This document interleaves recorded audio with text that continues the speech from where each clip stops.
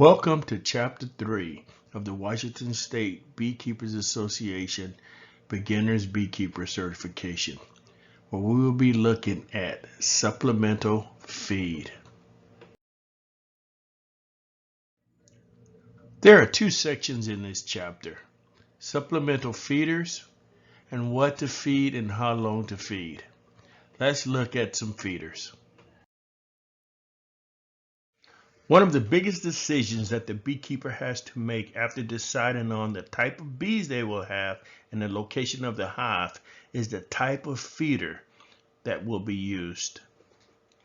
There are basically two types of feeders: internal feeders and external feeders.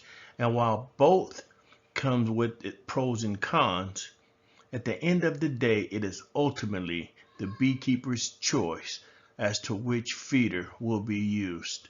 So let's take a look at both types of feeders. Having a feeder inside the hive usually allows a larger amount of sugar syrup to be fed at one time. Internal feeders protect the feed from the elements and reduce the chance of the hive being robbed. In this lesson, we're going to look at three types of internal feeders. An inline feeder or frame feeder is placed in the hive body, replacing the frame in the Langstrom hive. When using this type of feeder, make sure that the feeder is placed in the top box so that you don't have to lift the top box off the bottom to check the status of the feed.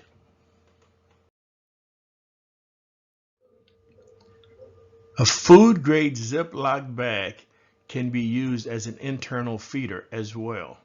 This is done by placing an additional empty hive body on top of the hive and placing a sealed bag filled with sugar syrup on top of the brood frames and making two small slits on top of the bag, being careful not to cut through both layers. The Boardman feeder can also be used as an internal feeder, used in the same manner by placing it over the brood frames inside of the additional empty hive body.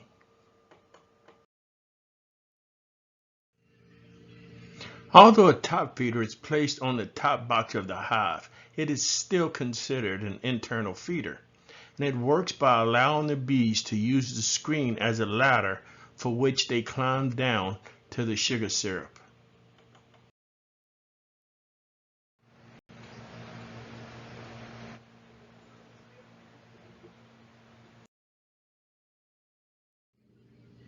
In this section of the chapter, we're going to look at what to feed the bees and for how long. But before we get there, I think it's important to know when to feed the bees. When you have a new hive, i.e. installing a package of bees with no foundation or stores, or even a nuke where you have half of the foundation empty, it's important to use sugar water, not as a feed, but as a source to build wax on the foundation. This also applies to swarms when placing them in a hive with no foundation or stores. Providing supplemental feed for bees in the spring is a balancing act. On one hand, you want to have the colony at its peak level for the honey flow, but on the other hand, building them up too quickly will make them believe that there are more food sources available to them than there really are, and they may decide to do a natural reproduction or a swarm. If you are hoping to harvest honey from your hives, you need to stop providing supplemental feed before adding the supers to the hive. You will also feed in the summertime when there are droughts and little nectar to be found. You'll feed in the fall when the colonies do not have enough stores to make it through the winter. And finally, you'll feed in the winter when the colonies may not have enough stores to overwinter. Another factor to supplemental feeding is understanding that feeding is temperature dependent. For example, you wouldn't want extra moisture in your hive in late fall or winter, so you wouldn't use liquid feed then. Supplemental feeding that is from your own hive is the best. Storing frames of capped honey in the freezer until it is needed is the best solution for providing additional food.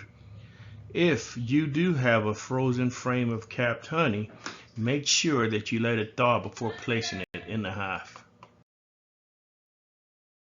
When supplemental feeding in the spring, summer, and early fall, you want to use a 1 part to 1 part water mixture, and the 1 part is in pounds.